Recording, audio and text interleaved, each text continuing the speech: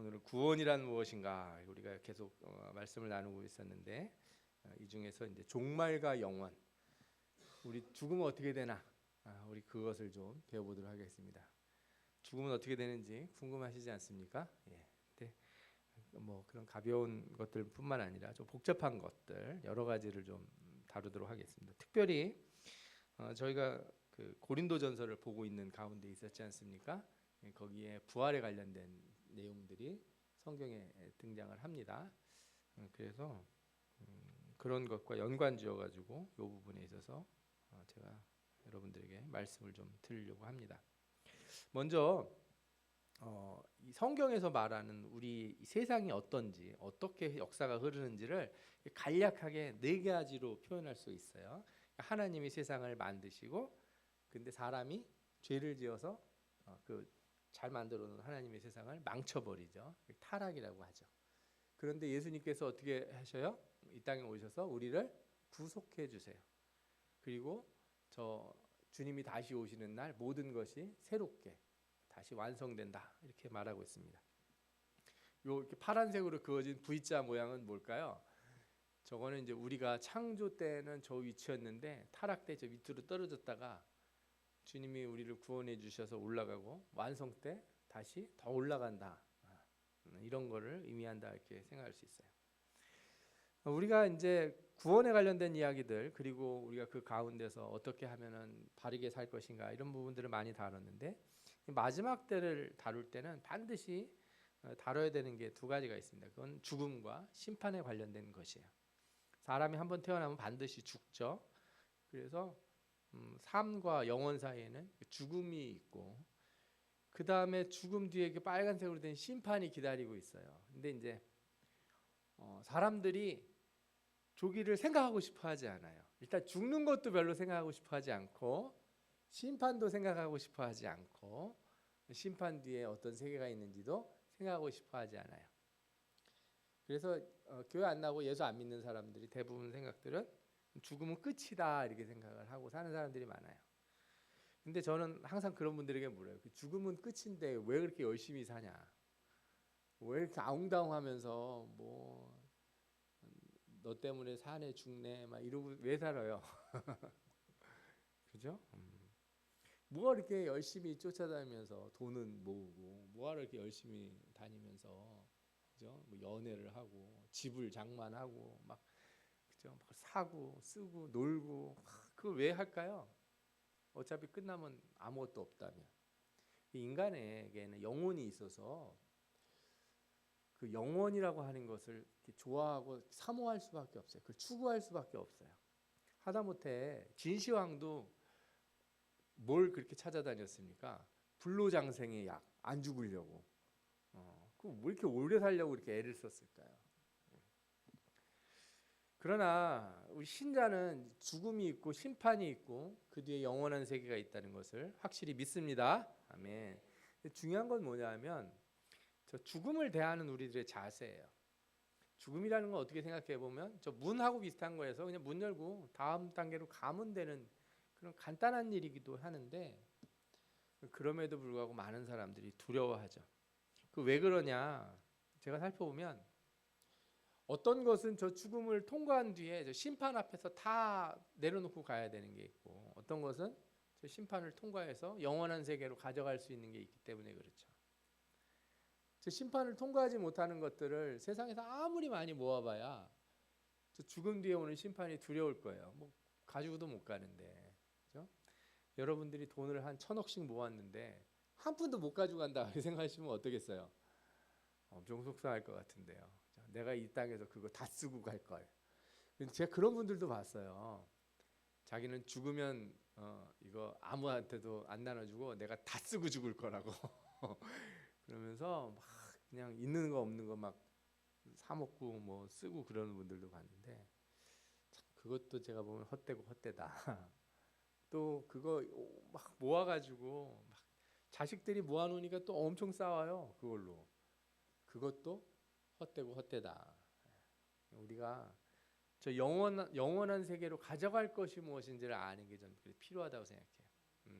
신앙생활을 하는데 저게 되게 중요한 역할을 해요. 왜 왜 삶과 영원 사이의 심판을 지나갈 수 있는 것을 우리가 고민해야 되냐?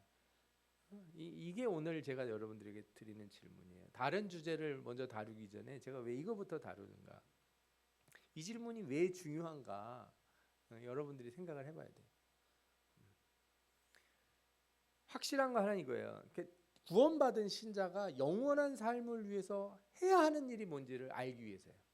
내가 구원받아 천국 간다는 건 알아요. 나한테 천국 가는 티켓이 주어졌어. 그런데 우리 비행기 타고 갈 때 수화물 몇 개 가지고 들어갈 수 있어요. 큰 짐 2개 붙일 수 있고 작은 거 하나 들고 탈 수 있잖아요. 여러분들 다 해외여행 한 번쯤 갔다 오신 분들이니까 우리가 보통 그렇게 할 수 있는데, 내가 천국에 간다면 나는 뭘 들고 갈 건지, 들고 가려면 뭘 채워놔야 되잖아요. 채워서 가야 되니까. 그러면 내가 천국에 갈 때 들고 갈 거를 뭘 할지를 지금부터 생각을 해야 되는데, 만약에 세상에 어떤 것도 천국으로 가져갈 수 없다, 그러면은 우리는 그렇게 애쓸 필요가 없어요. 그냥 하나님 말씀 잘 순종하면서 그냥 적당히 살다가 죽으면 되죠. 그죠? 그렇게 생각하는 사람들도 있으니까. 아니, 어떤 사람들은 아니다, 분명히 가져갈 수 있는 게 있다, 그러니까 우리 세상에서 열심히 뭘 해야 된다, 이렇게 주장하는 사람도 있을 거예요. 세 번째, 어떤 사람들은요, 아니야, 하나님이 이 세상에 오셔서 이 세상을 다시 다 회복시킬 것이기 때문에 이 세상에 버릴 게 없어, 다 관수해야 돼, 이런 생각하는 사람들은, 예를 들어서 이렇게 동물 우리가 멸종하고 그러는 거 엄청 싫어하죠. 왜? 주님이 오셔서 사람은 부활시킨다고 그러셨는데 그 죽은 무슨 맘모스 부활한다는 얘기는 없었거든요. 그러니까 우리가 어떻게 해야 돼요? 고래도 잘 지키고 생선도 잘 지키고, 그죠? 바닷물에다가 방사능 뭐 이런 거 뿌리지 말고 막 이렇게 하면서 환경 보존도 잘하고 막 이렇게 해야 된다고 생각하는 거예요. 이 1, 2, 3번이 다 뭐하고 관련되냐면 신자가 세상을 어떻게 살아야 되는지에 대한 그런 가치관, 세계관과 관련이 돼요. 내가 천국으로 간다고 하는 그거 자체가 거기서 끝나면 안 되고, 내가 천국 가기 때문에 내가 이 세상에 있는 걸 가져가는지 안 가져가는지를 잘 알아야 내가 뭘 준비할지, 주님 오신 날 뭘 가지고 주님 앞에 나가야 될지를 결정할 수 있다는 거죠. 가장 대표적인 생각은 뭐냐면 이 세상과 천국을 완전히 단절시키는 사람이에요. 이 세상에는 필요 없는 것뿐이다, 이 세상은 변화될 대상이 아니라 떠나야 할 곳이다, 이렇게 생각하는 거예요. 우리 그래서 잘 부르는 찬송 어렸을 때 뭐가 있습니까? 나는 구원열차 올라타고서 하늘나라 가지요. 세상은 어떻게 해요? 빠이빠이, 안녕히 계십시오. 그죠? 나는 어디로 가요? 방주 타고 떠나는 거예요. 이 세상은 떠나야 될 곳이지 내가 뭐 들고 갈 게 없다는 거예요. 이 세상에 있는 건 모든 게 다 쓸모없고 다 버려야 될 거예요.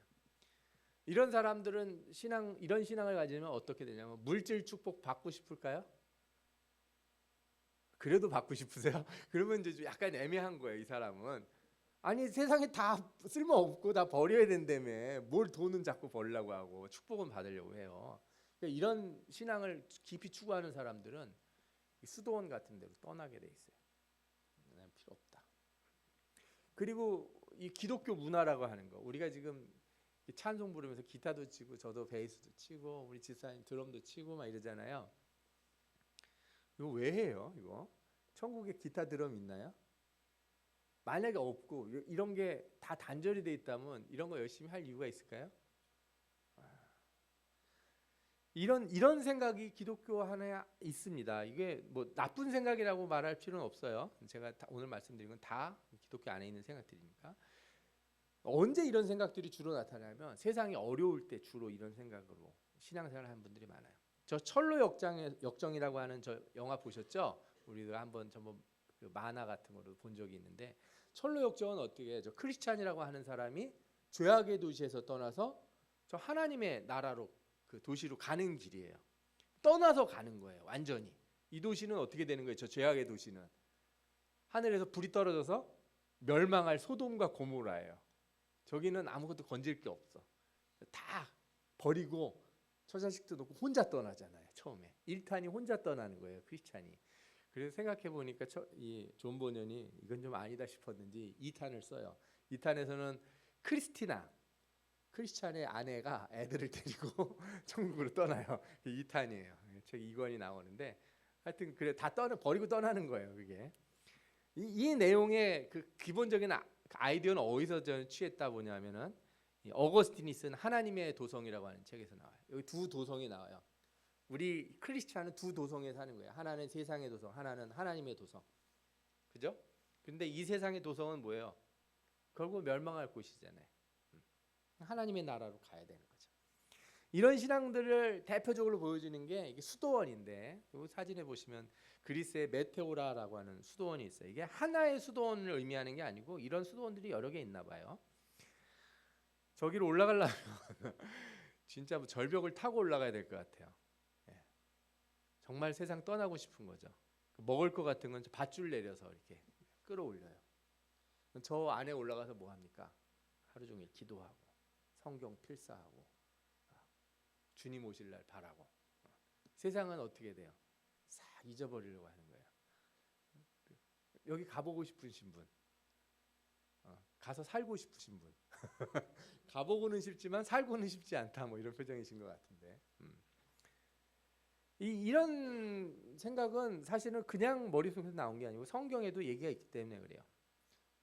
데살로니가전서 4장 16절에서 17절 보면 주께서 호령과 천사장의 소리와 하나님의 나팔로 치니 하늘로 쫓아 강림하시리니 주님이 내려오신다는 거죠. 그리스도 안에서 죽은 자들이 먼저 일어나고 다 살아난다는 거예요. 우리 살아남은 자도 저희와 함께 구름으로 끌어올려가 공중에서 주를 영접하게 하시리니 그리하여 우리가 항상 주와 함께 있으리라. 그러니까 주님 오시는 날 세상 다 버리고 공중으로 샥 날아간다고 이렇게 생각을 하는 거예요. 이 글자 그대로 이해를 해서. 그래서 저 어렸을 때 휴거라고 하는 책이 있었어요. 저 이거 보고서 아직도 기억이 나요.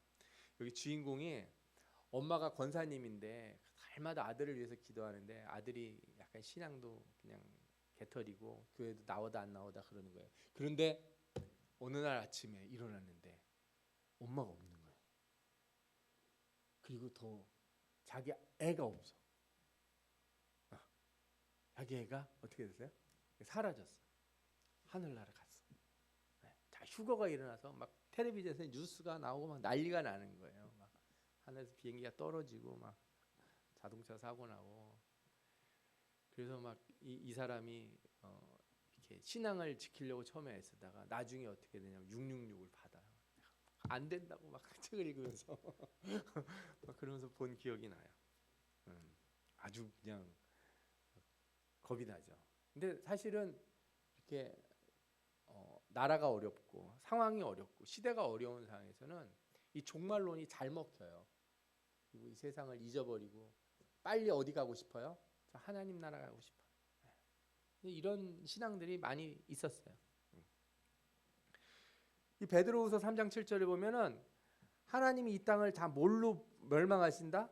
불로 사르시겠다 이렇게 하신 말씀이 나와요. 그 뒤에도 보면 그날에 하늘에서 불이 타서 떨어지고 물질이 뜨거운 물에 녹여지려니와 우리는 그의 약속대로 의가 있는 곳인 새 하늘과 새 땅을 바라보도다. 세상은 다 불로 심판을 받고 우리는 올라간다는 거예요. 이런 종말론적인 생각이 가득 찬 사람들은 이 세상에 소망을 별로 안 두죠. 다 의미 없어요. 헛되고 헛되다 이런 신앙을 갖게 되는 거죠. 우리나라에도 이 신앙이 많이 들어왔었어요. 특히 20세기 초에 미국 교회는 자유주의에 반발해서 근본주의로 경도됐어요. 자유주의 신앙은 뭐냐면은 그냥 진화론도 받아들이고 과학도 받아들이고 막 이러고 살고 싶다는 거예요. 그래서 이때 발전한 게 세대주의인데 우리가 스코필드 관주 성경 쓰신 분이에요. 무디 선교사 아시죠? 그다음 피어선이라고 하는 분은 누구냐면 지금 평택대학교인데 옛날엔 피어선 신학교라고 있었어요. 그 신학교를 세우신 그분의 이름으로 세운 거죠. 이런 분들이 대부분 다 세대주의고, 그리고 미국 교회가 우리나라에 처음에 선교할 때 세대주의 영향을 많이 받았어요. 그래서 언더우드나 아펜젤러 같은 분들도 다 무디의 세대주의 영향을 받았고, 그래서 초기 교회 목사님들, 예를 들어 길선주 목사님 같은 유명한 분들도 세대주의 종말론을 받아들였죠. 그리고 생각해 보십시오. 우리 나라가 지금 그 일본 치하에 있고 암울해요. 그러니까 사람들에게 복음을 전하고 어디만 바라보라고 얘기하겠어요? 하나님의 나라만 바라보라 이렇게 얘기를 했겠죠. 이게 80년대까지도 이어졌어요. 그래서 저희 목사님도 하늘이 붉으면은 주님 오신다는 얘기를 자주 하셔가지고 저도 어렸을 때 자다가 초등학교 때 일어났는데 엄마는 안 보이고 바깥에 나갔는데 하늘에 노을이 빨갛게 있으면 큰일 났다. 엄마는 갔나 보다.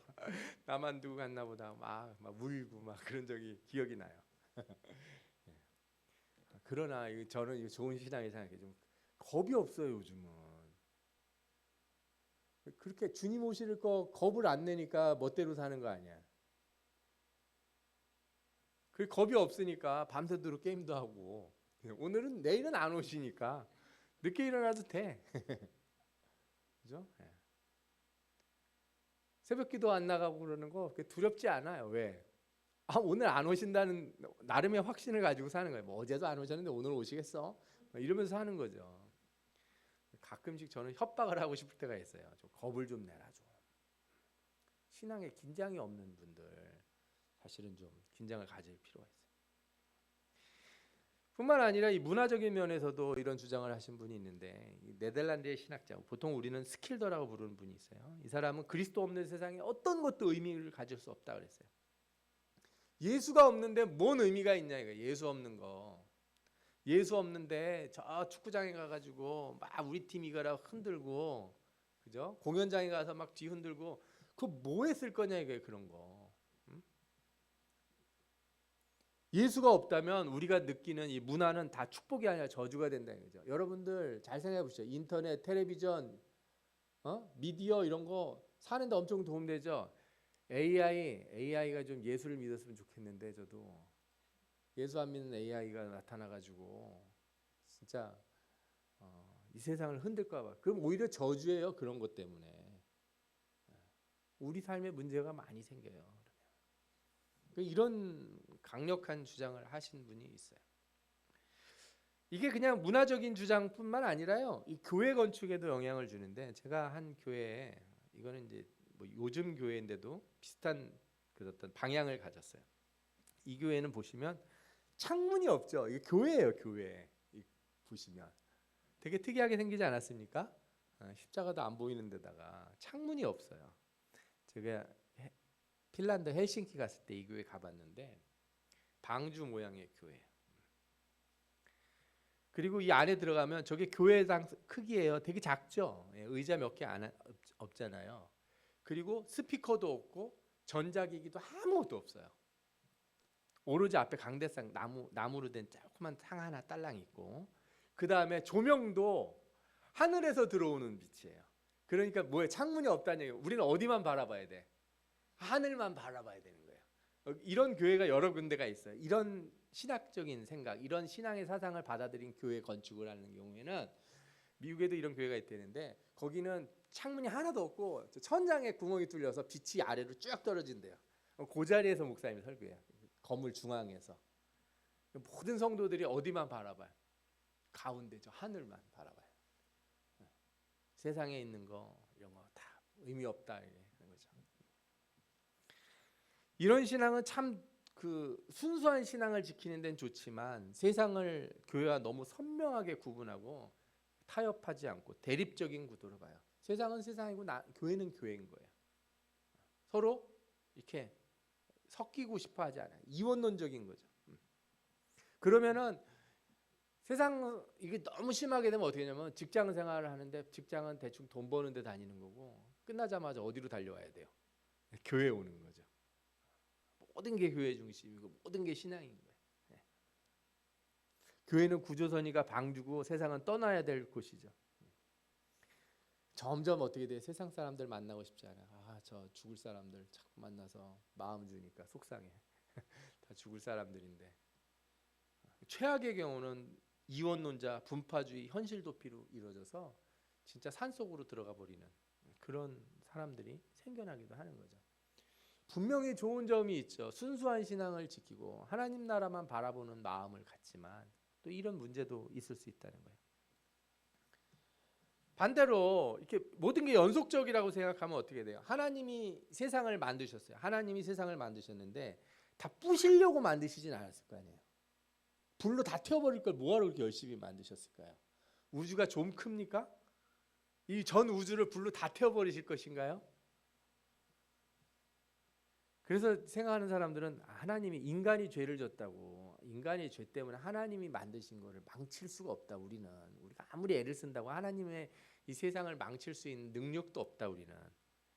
그래서 하나님이 이 세상을 다 회복시키고 선하게 이끄실 것이다. 또 잘 봐라. 자연 안에도 다 물리 법칙이 있는 것처럼 우리 마음에도 뭐가 있어요? 자연 법을 주셨다는 거예요. 그래서 세상 사람도 갑자기 길 가다가 야 우리 은행 강도 하러 갈래? 뭐 이런 얘기 안 한단 말이에요. 갑자기 이상한 짓을 안 하는 이유가 뭐예요? 사람 마음에 하나님이 다 저 법을 주셨기 때문에.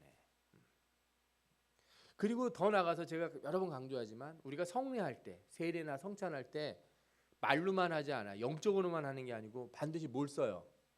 실제 물질을 씁니다. 진짜 떡을 먹는 거고 진짜 포도주를 마시는 거예요. 그리고 거기에 누가 임한다고 믿어요? 그리스도가 임하시고 영으로 임하신다. 이건 우리가 그냥 마음속으로 믿는 게 아니고 주님이 그렇게 하시겠다고 말씀하신 거예요. 그러니 우리가 이 세상을 하나님 앞에 온전히 돌려드릴 의무가 있다. 이렇게 보는 거죠. 앞에 한 걸 부정하는 게 아니라 네 말도 맞지만 우리 신앙은 이렇게 돼야 돼. 이렇게 생각하는 거예요. 그래서 폴 틸리라고 하는 신학자는 종교는 문화의 실체요, 문화는 종교의 형식이다 그랬어요. 말이 좀 어렵죠. 이게 무슨 얘기냐면 신앙이라고 하는 거는 교회 안에 갇혀 있으면 안 되고 이 신앙은 외부로 표출돼야 된다는 거예요. 그러니까 신자들이 많은 나라에는 그 문화가 어떻게 돼야 돼요? 기독교 문화가 돼야 되는 거죠. 크리스마스 때는 축제가 벌어지고 부활절에는 행사가 펼쳐지고, 그죠? 예.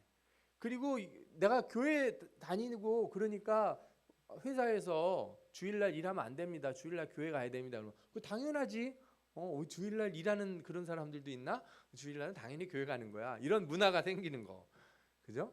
이게 교회가 지향해야 될 바라 이렇게 얘기를 하는 거예요. 이런 사회가 된다면 너무 좋지 않겠습니까?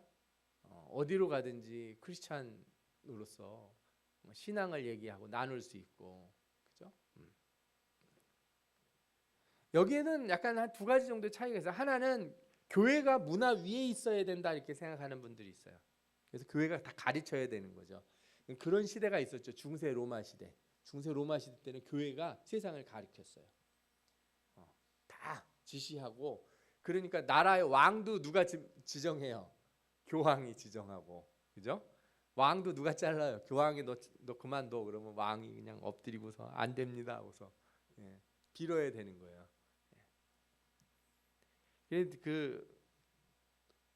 요즘 나온 노래인데 외국 노래 중에 가사에 보면은 어떤 사람이 왕이었다가 쫓겨나가지고 길바닥을 걸으면서 자기가 이렇게 왕이 되려고 했는데 베드로가 자기를 인정해주지 않았다 하는 말을 이렇게 해요. 가사에 그런 가사가 있어요. 세상 노래 가사에. 이게 무슨 뜻인가 그러면은 옛날에 왕들이 인준을 받을 때 다 교황청에 가서 인준을 받아야 되는 거예요. 교황이 승인을 해야. 그러니까 서양 역사에는 그게 이렇게 한 토막이 쭉 들어가 있는 거예요. 이렇게. 그러니까 그런 시대가 있었다는 거죠. 이게 그래서 그런 문화에서는 일반 은혜를 엄청 강조하고 세상 모든 사람, 교회를 다니거나 안 다니거나 세상은 다 하나님의 나라인 거예요. 다 바뀌어야 되는 거예요. 이런 생각을 가장 강하게 가진 교파가 어디냐? 캐톨릭이에요. 로마 캐톨릭. 로마 캐톨릭은 그래서 문화를 활용하고 문화적인 일들을 하는 거에 있어서 별로 우리처럼 저항감이 없어요. 우리나라 그 개신교 보수교단보다 훨씬 저항감이 없어요. 참 아이러니하죠. 그 수도원도 있는 교파이지만 의외로 이렇게 세상에 있는 것들을 잘 쓰려고 애를 쓰고 요즘은 과학도 그렇게 지원을 해요. 과학자들을. 저는 그게 약간 걱정이 되는 게 개신교에서는 과학과 자꾸 나를 세우려고 하는 사람들이 많은데 그게 좋은 신앙이라고. 이 캐톨릭은 과학자들을 지원해서 이렇게 기독교와 과학과의 관계를 잘 맺으려고 하는 이런 노력들도 하는 걸 보면 한편은 우리도 필요하다는 생각도 좀 하게 돼요. 그런데 이게 너무 많이 가면은 어떻게 되냐면요, 기독교를 그냥 윤리적인 종교로 바꾸게 돼요. 예수 믿는 게 천국이 아니라 어떤 게 돼요? 그 도덕적인 종교가 되는 거죠. 도덕적인 종교. 그게 옳은 건 아니거든요. 우리 신앙에는 분명히 하나님의 나라, 이 세상과 구별된 초월적인 것이 있는데 그것이 없어지고 그냥 윤리적으로 그냥 깨끗하고 잘 살고 도덕적인 사람이 되는 게 종교의 목적이다 그러면 굳이 교회가 필요하겠습니까? 불교는 뭐 나쁜 놈들이라고 말하지 않잖아요. 그죠? 그렇기 때문에 우리가 여기에 너무 매몰돼 버리면 이렇게 가죠. 이런 문화들을 잘 받아들이는 교회 모습들이 여러 군데서 나타나는데 미국에 하면 윌로우 크릭 커뮤니티 처치라고 하는 아주 유명한 교회가 있어요. 아주 사람이 많이 모이고 대표적인 교회인데 여기에 열린 예배라는 게 있습니다. 열린 예배는 말이 좋아 예배지 일종의 콘서트에 가까워요. 안 믿는 사람들을 하는 거예요. 그래서 노래하고 막 이렇게 공연 같은 거 하고 목사님이 잠깐 나와서 설교 비슷하게 하는데 설교가 막 예수 그리스도의 십자가 막 회개 이런 게 아니고 윤리적이고 좋은 말들을 많이 해줘요.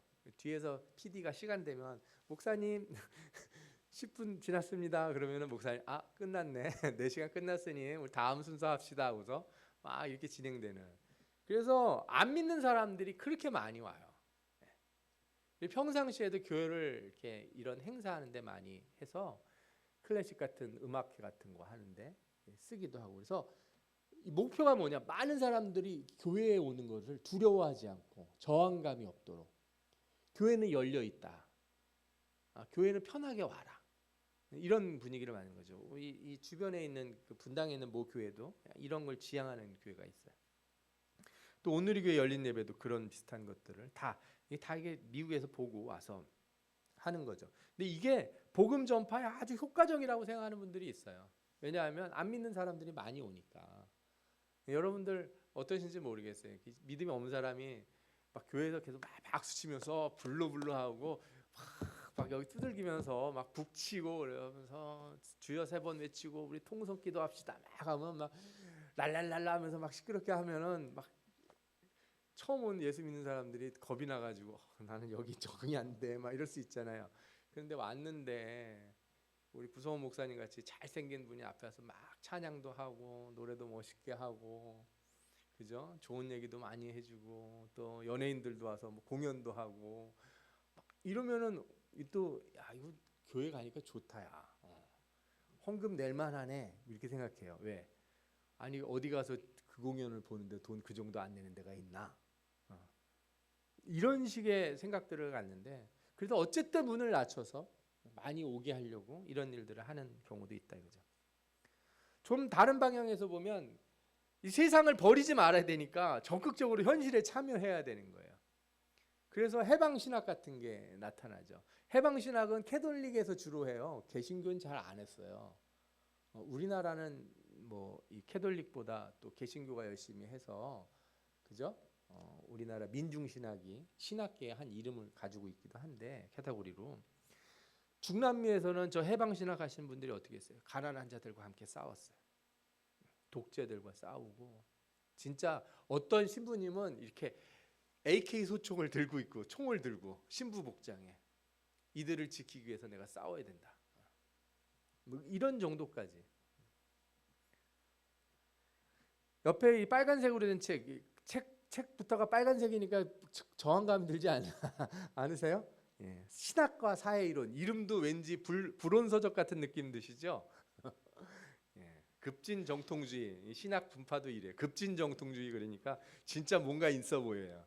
근데 이 급진 정통주의에서 하는 건 뭐냐면 어거스틴과 토마스 아퀴나스의 뒤를 따라서 신앙이라고 하는 것은 분리된 게 아니고 그죠? 아까 말씀드린 이 물질의 선함이 있기 때문에 이 신앙을 가지고 이렇게 바깥으로 나가야 된다 하는 이런 면들을 주장을 하는 그런 신학 이론들이에요.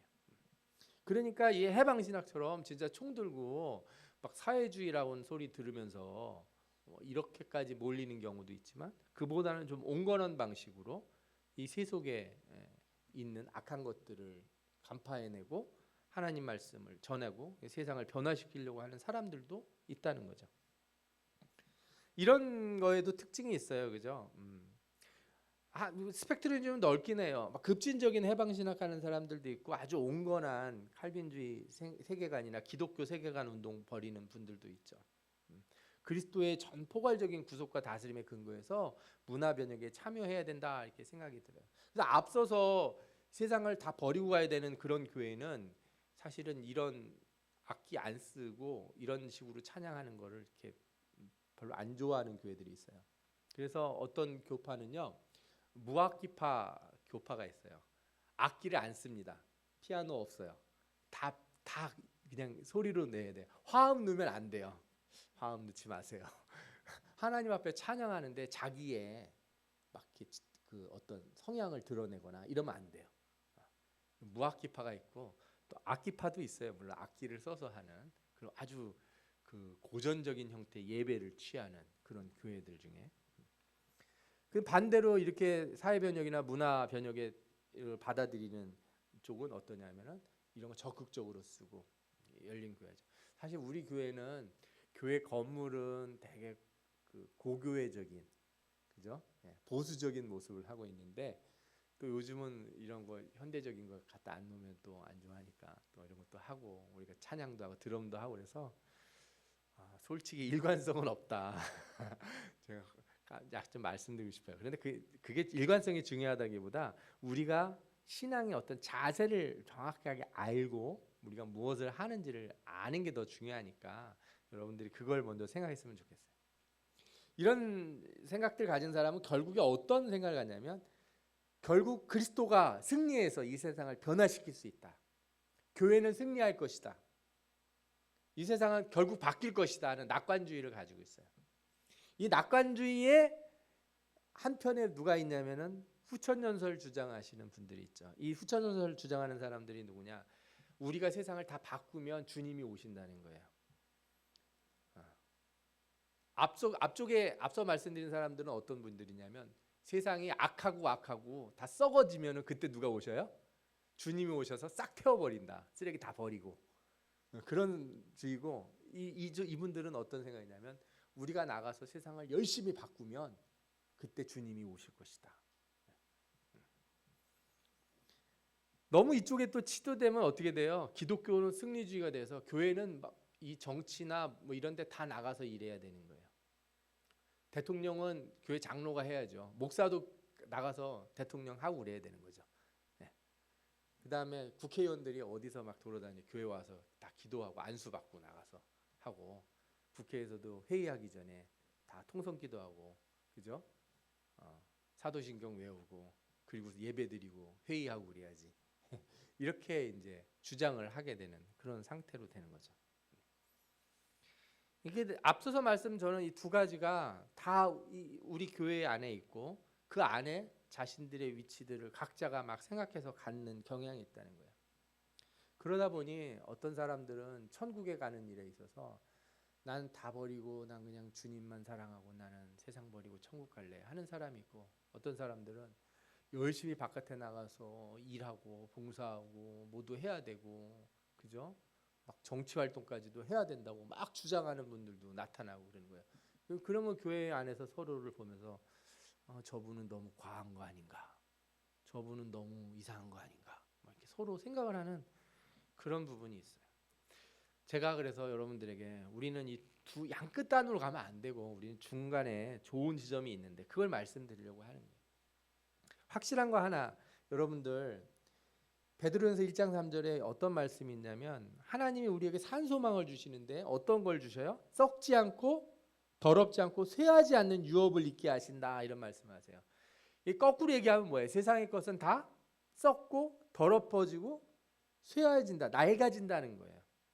그러니까 우리가 세상에 있는 것 중에 썩을 것, 더러워지고 낡아질 것은 하나님 나라에 가져갈 수가 없어요. 이건 물질적인 것만 의미하는 게 아니에요.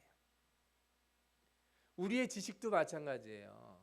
완전한 지식이라는 건 없어요. 오늘 고린도서 13장에 분명히 뭐라고 그랬습니까?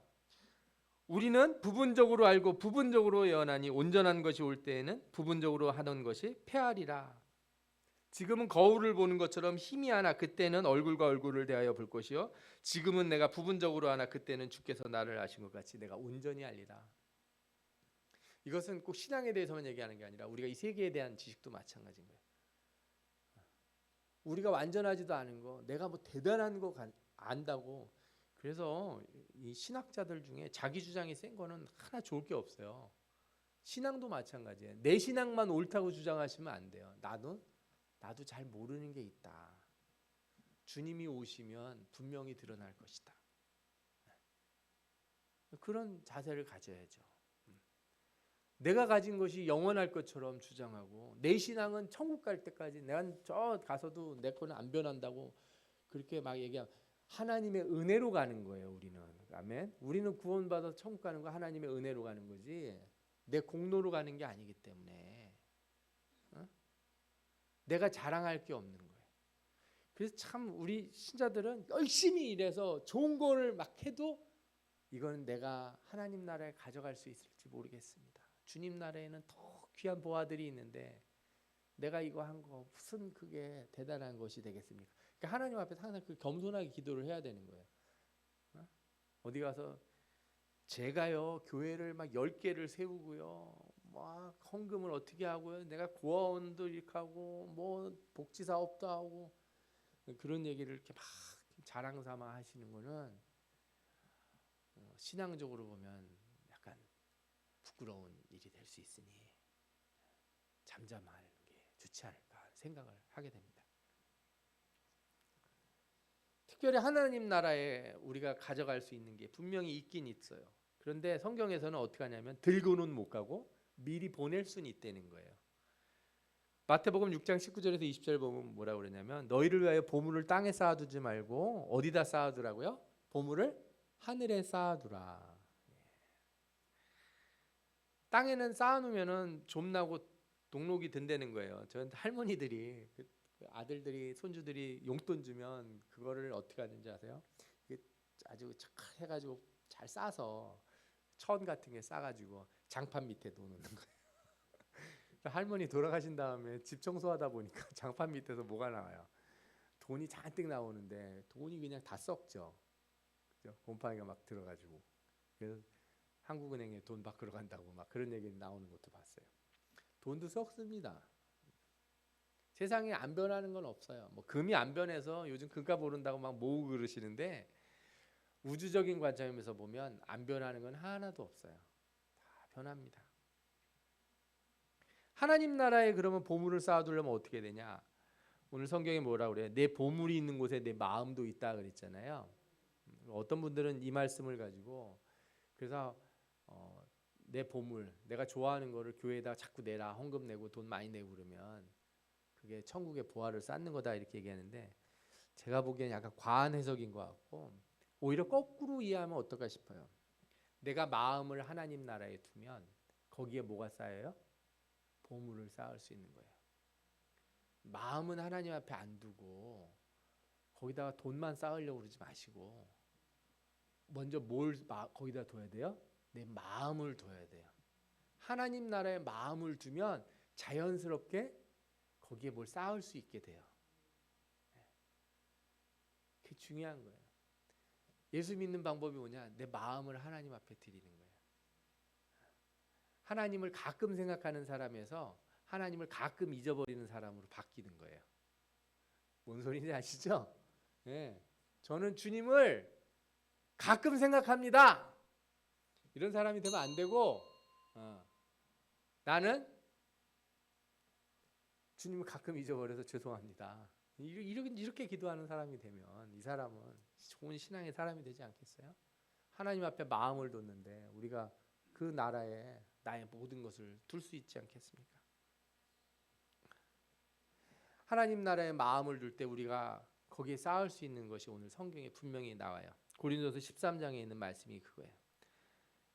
다른 거는 다 쇠하고 썩어지고 더러워지지만 뭐는 안 그렇다는 거예요. 사랑은 언제까지나 떨어지지 아니하되 예언도 패하고 방언도 그치고 지식도 패하리라. 부분적으로 아는 것, 온전한 것이 올 때는 다 패할 것이다. 우리가 잘 아는 13절 말씀 있잖아요. 믿음, 소망, 사랑 이 세 가지는 항상 있을 것인데 그 중에 제일 좋은 거, 제일 큰 건 뭐다? 사랑이다. 반론하시는 분이 있을 것 같아요. 사랑도 변하던데요. 사랑도 유효기간이 있는 것 같습니다. 그런 사람들도 있을 것 같아요. 이 사랑은 그런 사랑이 아니에요. 주님의 사랑으로 한 일, 내 인간의 사랑으로 한 게 아니고 내가 주님의 사랑으로 한 거는 변하질 않아요. 왜냐하면 주님의 사랑이 원래 안 변하는 사랑이라서. 그래서 누구를 사랑할 때 내가 사랑하지 말고 누구의 사랑으로 사랑해야 돼요? 하나님의 사랑, 주님의 사랑으로 사랑해야 돼요. 용서할 때 나는 용서가 안 돼. 누구의 사랑으로 용서해야 돼요? 하나님의 사랑으로.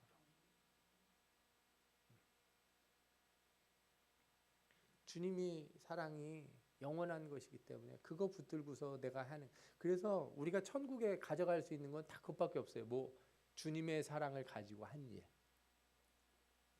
주님의 사랑으로 한 일만 내가 하나님 나라에 가져갈 수 있어요. 그 외형적으로 뭐 전자악기를 쓰냐 안 쓰냐, 그죠? 교회 건물이 뭐 고딕식이냐 현대식이냐 그런 거로 따지는 건 좀 이상한 부분인 것 같아요. 내 마음을 하나님 앞에 드리고 그리스도의 사랑으로 하는 것이라면, 내가 여기서 검은고를 치고 찬송을 하든 기타를 치고 찬송을 하든 바이올린을 치고 하든 다 하나님이 받으시는 거 아니겠어요? 응? 주님의 사랑이 없이는, 그러니까 열린 예배를 해서 세상 사람들을 불러다 놓고 세상 공연 같은 거 막 연예인이 와서 하더라도 그 참여하는 모든 사람들이 그리스도의 사랑을 가지고 이 한 영혼을 살리기 위한 마음으로 그 일을 한다면 그 예배는 하나님이 온전히 받을 예배죠. 그런데 공연료 얼마냐고, 그죠? 뭐 연예인 한 명 부르는데 뭐 1,000,000원을 줘야 되네, 500만 원을 줘야 되네, 막 이러고서 와서 몇 명이 왔는데 모인 분들이 헌금을 냈는데 아이고 행사비만큼도 안 나왔네, 막 이러고 있으면 이게 뭐가 돼요? 이거는 진짜 안타까운 일이 되는 거예요. 여러분, 우리 삶의 모든 것, 그러니까 내가 우리 아들한테 맛있는 걸 하나 해주더라도 엄마의 사랑으로 하지 말고 짜파게티 하나 끓여줄 때도 아빠의 사랑으로 끓이지 말고 누구의 사랑으로 끓여줘야 돼? 주님의 사랑으로. 내가 훈계를 하더라도 내 경험과 내 지식과 내 철학과 내 가치관으로 가르치지 말고 그리스도의 말씀으로, 주님의 말씀, 하나님의 말씀으로. 그럴 때만이 그게 남고, 그럴 때 그게 하나님 나라에 올라가는 거예요. 내가 하나님 나라에 마음을 두고 한 일이기 때문에. 믿음과 소망 다 하나님 나라에까지도 영원히 있을 거예요. 어떤 분들은 천국에 가면은 뭐 천국 갔는데 무슨 소망이 되냐. 천국에서도 소망이 있어요. 거기는 가면 끝이 아니야. 거기서 영원히 사는데 소망 없이 사는 영원한 거, 여러분 어떤 느낌일 것 같아요? 뭐 소망도 없고 꿈도 없고 천국에 오긴 왔는데 좋긴 좋은데 할 건 없고 이러지 않는다는 거예요, 여러분. 그러니 천국에서 소망이 끊어지겠어요, 안 끊어지겠어요? 아니에요. 소망이 더 풍성해져요. 맨날 뭘 하고서, 저는 그럴 것 같아요. 맨날 뭐 일 저지르고서 예수님 찾아가서 예수님 제가 뭘 했는데 좀 와서 좀 봐주세요, 막. 그래서 그죠? 네. 아마 제가 보면 천국에 가면 발표회가 많을 것 같아요. 막 서로들 막 내가 뭘 좋은 걸 했는데 주님께 영광 돌리는 일을 했다고 막 서로 자랑하고 막 이렇게 나서서 하나님 앞에 찬양하고, 그죠? 천사들이 박수치고, 꿈이 있는 곳이 천국이잖아요. 믿음으로 들어가 그 꿈을 행하는 곳인데, 여전히 그 하는 모든 일들에는 뭐가 있어요? 그리스도의 사랑, 우리를 사랑하시는 그 하나님의 사랑, 그 사랑이 넘치는 것.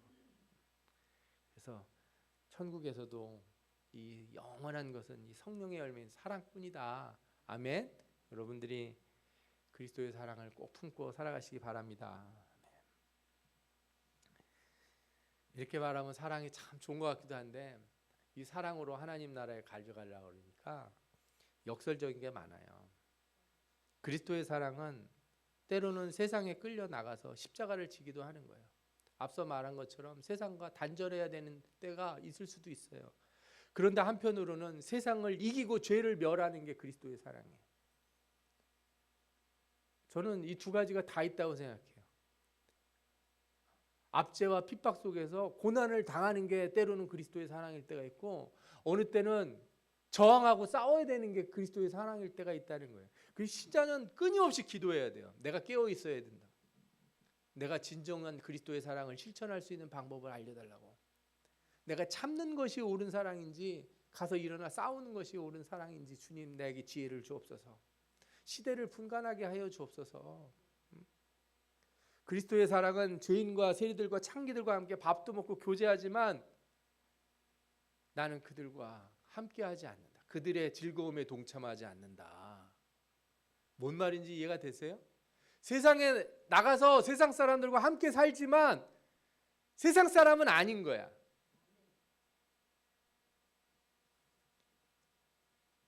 저 세상에 나가서 나는 너네들하고 다른 사람이야. 나는 너희들하고는 질이 달라 하고서 선 긋고 사는 게 아니라 같이 어울리고 친구 많이 만들고 있지만 누가 봐도 쟤는 크리스찬이야.